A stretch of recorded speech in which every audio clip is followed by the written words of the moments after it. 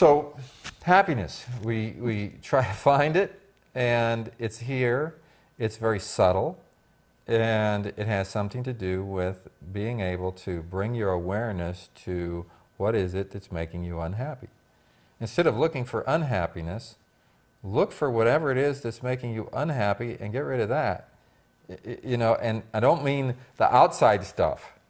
Like, I don't have my Kindle. Oh, if I buy a new Kindle, then I'll be happy. No, I won't, because then I had to pay $359 again, and I'm not happy about that. So it just goes on and on and on. If you keep looking at the outside stuff, you're never going to find happiness there. So you look inside and say, what is it inside me that is keeping me from being happy?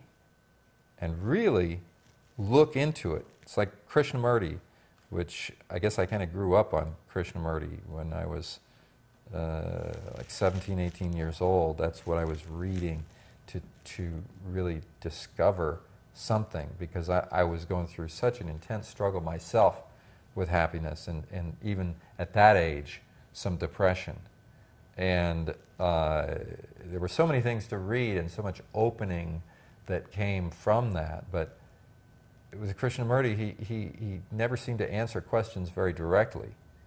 He always seemed to answer questions with questions to get you to go and inquire and to just look at what you're not seeing and find it there.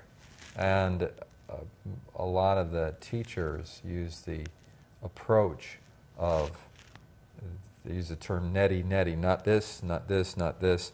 As you ask, who am I? Well, you say, well, I'm not this, I'm not this, I'm not this, and you see what you're left with after you eliminate all the not I's that you assumed were I, that were part of your identity, what's left.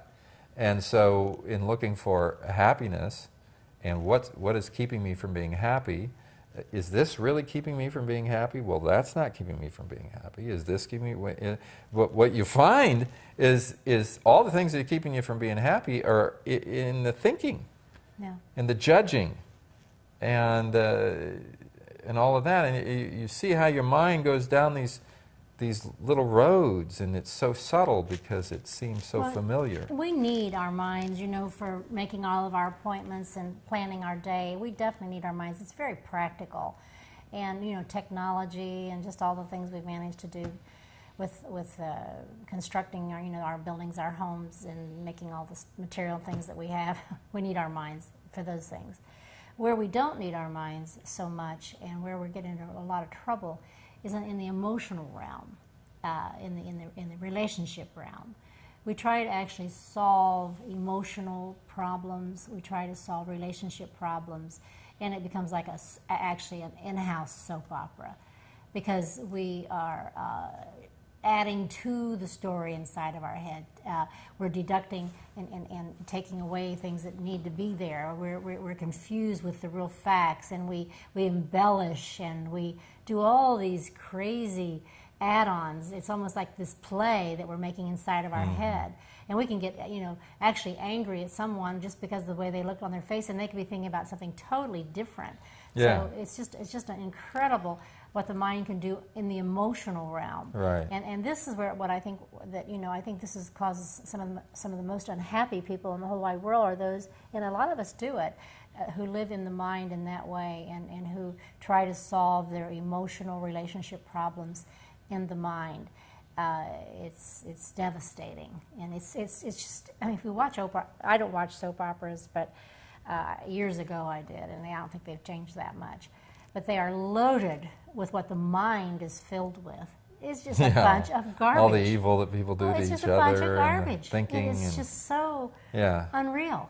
Well, it seems like there are these mechanisms that are built into us, into our emotional minds, that take us down a path, and unfortunately we just follow it. We just go down the path, and it's almost like a sequence of mind reading, projection, and storytelling. And the mind reading means that I think I know why you're doing this. Oh, yeah. And I make inferences about what you're thinking and what your motivation is and why you really did what you did or said what you said. Mm-hmm. Now, where it comes from is projection, I'm projecting that onto you. I'm not really reading your mind, because if I could read your mind, I'd see what was there, but I'm not seeing what's there. I'm projecting an image, and I'm reading that, my own projected image. Sure. And then the storytelling comes from me weaving this whole story about how I'm the victim and you're the perpetrator and what you did to me, and that's not right, and I can't let you get away with that, and all this stuff, all the drama, just like you're writing a screenplay for a movie. But you don't even know this stuff is going on, and then you get caught up in it, and you're living it, and all that kind of stuff. And coming into the present moment, it has its way of cutting through that as you really start to look at it and say, what's making me so unhappy right now? Well, it's really clear when you really start looking at it what's making me unhappy. Oh, yeah. My story is making me unhappy. The drama in my head is what's making me unhappy. Believing that you're doing all this to me, that's what's making me unhappy. It's easy to say, I'm unhappy because you're doing this to me. It's harder to get it that I'm making myself unhappy because I choose to believe that you're doing this to me, and that drama is making me up, and that's my drama. It's not what's happening. Well, you know what's so incredible about all this is you can be going about your day, doing your chores, and just commuting to work, or just doing something rather mundane that you do all the time. And this is what happens throughout the day. Something will arise in your mind out of nowhere. Maybe you're driving along and you see a little red car go by, and you think to yourself, I had a car like that when I was in college, and oh my gosh, I wonder whatever happened to that car.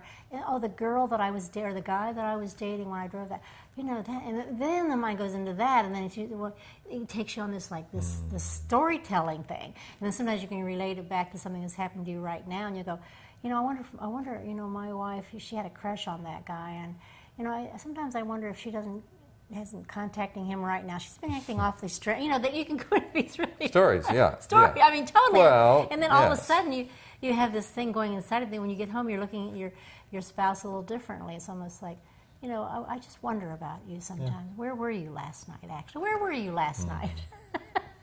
Right. So, I had my writing class. Yeah, right. So you can just go into stuff very easily. Well, yeah, and relationships it's is bizarre. A place that can become a real crazy situation, because not only does the mind get overactive, but we don't know how to communicate. Oh, yeah. And we've got to build trust in the relationship. We've got to be able to, even if my mind right now is not trusting you, I have to almost step out on faith and ask you and talk to you about it, without blaming you and accusing you and going down the storyline, but to really try to get some ground here, some grounding in me. Yeah. Because I'm floating off the deep end. And well, these thoughts that arise like that, though, out of nowhere, it's just amazing to me how they do. They just float up. It's almost like those balls that you shake and then something floats to the top. Right. Thoughts are like that, and they'll arise. So if you snag onto them and you start a story around them, you can really get into trouble around that. You need to watch that. It's just. Where do they come from, these thoughts? A smell can remind you of something, a color, scenery. There's so many things that you can just remind you of something in your life, and it just way back, something way back will float to the present and start you into these stories. Well, neurologists tell us that there are all these different memories, different ways of recording memory. We mentioned on other tapes, the amygdala records its own sort of low-level emotional memory, and the prefrontal lobes have ability to take things in, create logical constructs, and pull together a memory from the